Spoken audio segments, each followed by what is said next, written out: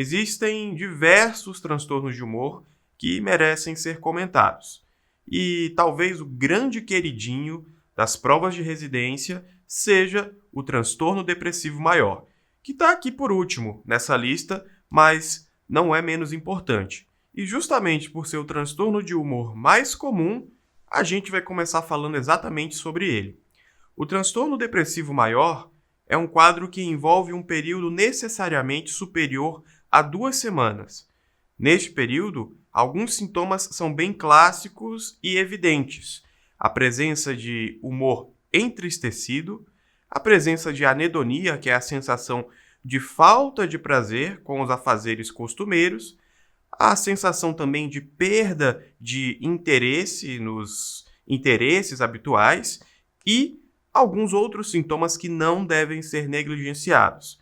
A presença, por exemplo, de pensamentos relacionados à morte e até mesmo de ideação suicida, além de algumas queixas somáticas como a sensação de fadiga e a insônia, tipicamente tardia, a insônia em que o paciente consegue até começar a dormir, mas por volta de 3, 4 horas da manhã acaba não conseguindo dormir novamente ao acordar.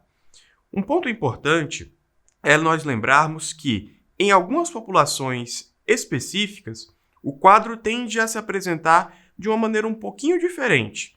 Nos pacientes idosos, por exemplo, as características do episódio depressivo tendem a ser mais por sintomas cognitivos.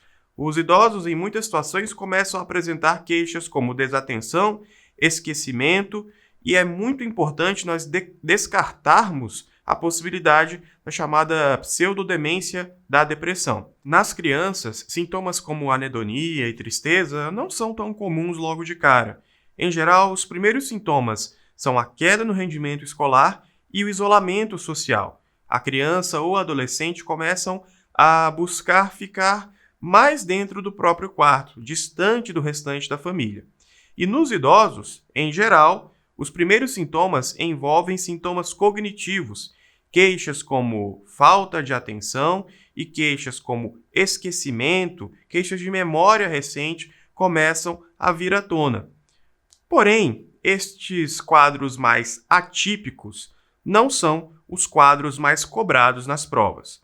Nas provas, em geral, a questão traz de bandeja, traz um quadro depressivo muito evidente. Então, olha aqui essa questão do SURSE, da prova de 2020, que traz um paciente do sexo masculino, frentista, de 45 anos, casado e que te procura lá na UBS devido a faltas constantes no trabalho e sintomas de tristeza, de falta de vontade de sair da cama. E ele também nos traz um sintoma bem importante, que é a perda do interesse em jogar o seu futebol tradicional. Além disso, ele chora durante a consulta.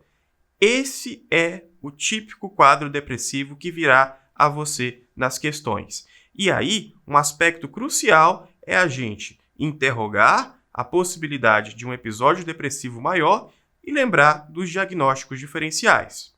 Aí, muito cuidado, porque se a questão traz um quadro depressivo que parece não se completar, um quadro depressivo aparentemente leve, que se arrasta por um período mais crônico, muito cuidado, porque podemos estar falando de outros 2 transtornos do humor extremamente importantes: a distimia e a ciclotimia.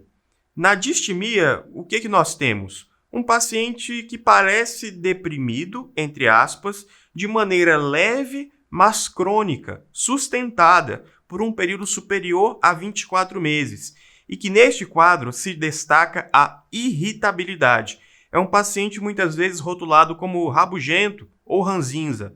Um personagem muito emblemático para rotular a distimia é o personagem Eustácio, do desenho Coragem, o Cão Covarde.